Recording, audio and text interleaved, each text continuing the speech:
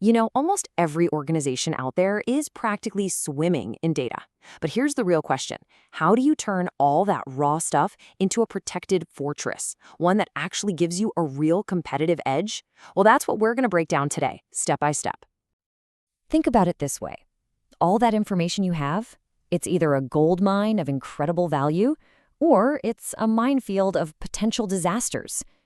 The difference between the two really just comes down to how you manage it and, crucially, how you protect it. Let's dive into that. Okay, so first things first, we have to start with the fundamental transformation. How do we take what is essentially a meaningless jumble of data and turn it into insights that help us make genuinely smart decisions? This right here, this is the magic leap we're talking about.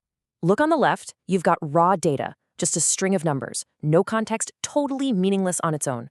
But once you process and organize it, it becomes information. Now, a bank manager can see clear as day that 24,500 rupees were withdrawn from these specific accounts. And now they can actually act on that knowledge.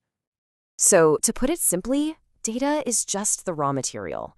It's the unorganized facts and figures. It has no context by itself. Think of it like a pile of bricks without a blueprint. And information, that's the finished product. It's what you get when you take those raw bricks of data, you process them, and you put them into a context that is meaningful and, this is the most important part, useful for making decisions.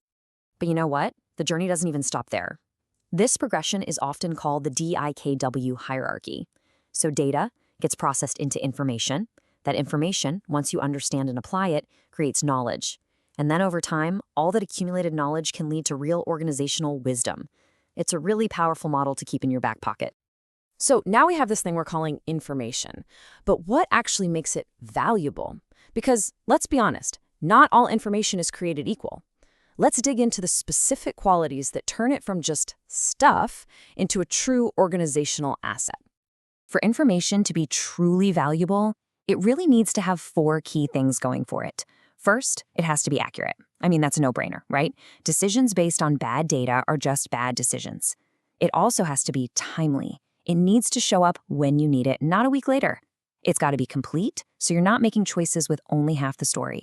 And finally, it has to be secure, accessible only to the people who are actually supposed to see it.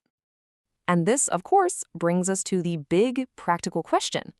This all sounds great in theory, but it costs real money to build systems that produce this kind of valuable information. So how do we know if it's actually a good investment? To figure that out, we have to look at the total cost of ownership. You see, it's pretty easy to spot the direct costs, the new computers, the software licenses, but you also have to factor in all the hidden indirect costs, the hours of management time, all that employee training, and even that initial dip in productivity while your team gets used to the new system. But it's not all about cost, right? On the flip side, you've got return on investment, or ROI. This is how you measure the benefit. For instance, let's say a company invests 5 crore rupees in a new system. If that system helps them generate an extra 50 lakh rupees in sales, well, that's a 10% ROI. It's a clear, tangible way to prove that the whole thing was worth it. Okay, so we've established that information is a seriously valuable asset. But here's the catch. The second you create that value, you also create a target. And that brings us to all the dangers lurking out there in the digital world. And the sheer scale of the threat out there it's just staggering.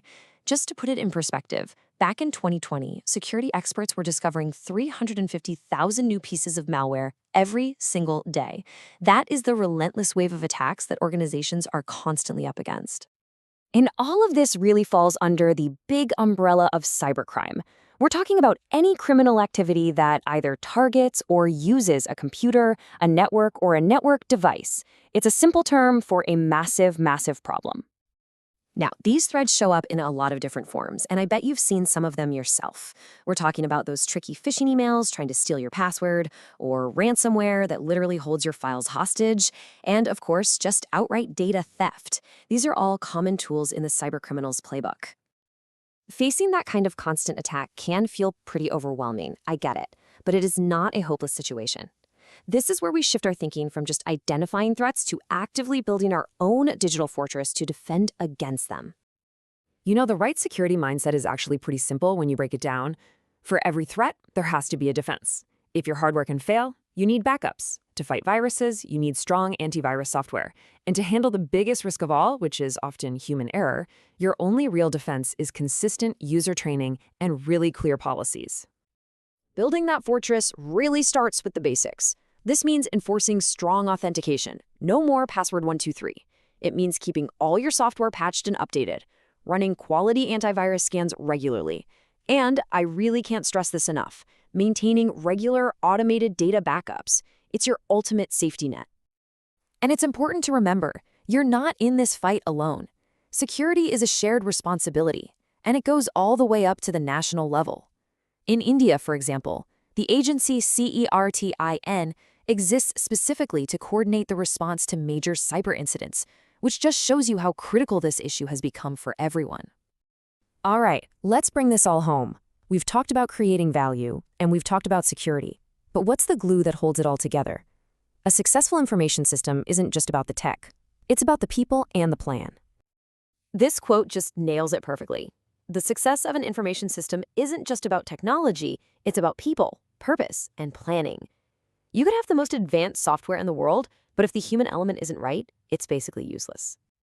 And these right here are the 4 pillars that hold up that success. First up, you need unwavering support from management, because without it, the resources and the focus will just vanish. Second, you need crystal clear objectives, so everybody knows exactly what you're building and why. Third, and this one is huge, you need a stable project scope to avoid those endless changes that just drain time and money. And finally, you have to invest in ongoing user training, because a system is only ever as good as the people who have to use it every single day. Which brings us right back to the question we started with. After looking at how to create value, build a fortress, and plan for success, it's time to turn the spotlight on your own organization. So I'll ask you again. Is your information a powerful asset, or is it a liability just waiting for something to go wrong?